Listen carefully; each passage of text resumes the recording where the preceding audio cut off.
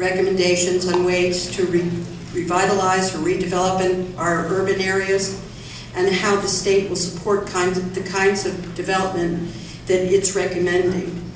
The plan needs recommendations for low and moderate income housing, because this was one of the reasons why we started with a state plan in the first place.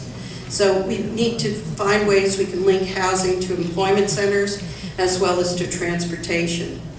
A comprehensive plan is also needed for environmental protection. Environmental resources cross municipal boundaries, and they're dependent on regional planning to ensure their capacity to accept additional development. Natural systems like water recharge areas, forests, animal habitat, agricultural land, all need protection on a regional scale in order to be retained into the future. The plan doesn't offer any strategies for environmentally critical areas spelled out in the State Planning Act as wetlands, floodplains, stream corridors, aquifer recharge areas, steep slopes, and areas of unique flora and fauna, as well as scenic, historic, cultural, and recreation value. So I'll stop now. We will be sending in our written comments to the State Planning Commission. Thank you very much. Roland Zabaha. That's exactly what it is. And up next is Wilma Frey. Wilma, you're in the bullpen. Thank you. I'm Roman Zabihan from Morris Plains, New Jersey.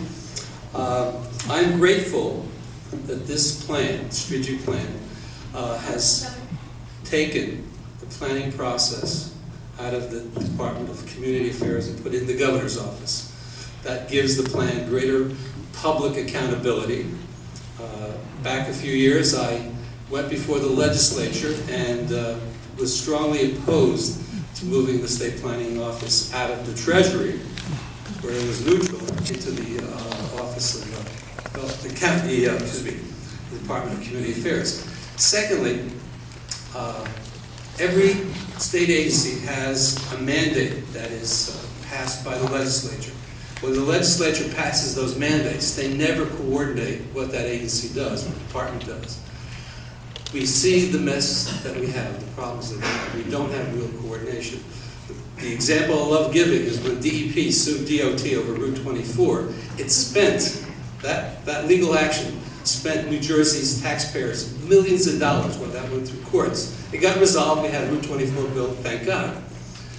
We don't have state coordination. But the first two state plans, it was a voluntary, well, maybe if I like it, I don't. This strategic plan at least now begins the process of making state agencies having to coordinate what they actually do, where they spend the money. We should be able to have an accountability that we're all working in the same direction. This is a time when we don't have enough money, fiscal responsibility, and I think this is a great step forward to make everybody work in one direction. Thirdly, I'm glad the plan has been reduced down to 40 pages. The other plan, which is too voluminous, too cumbersome, and it covered too many areas. I think this is really straightforward. The state does need a project, and I think we need to have economic recovery, and this is a way to do that. I do not think that the environment will be destroyed if we pursue economic development. I think we need to make sure that we have employment. That's one of the things that I felt the original two state plans never covered, and that was jobs. This plan does. And I think it makes it a better plan. Thank you. Thank you. Mark Terribre.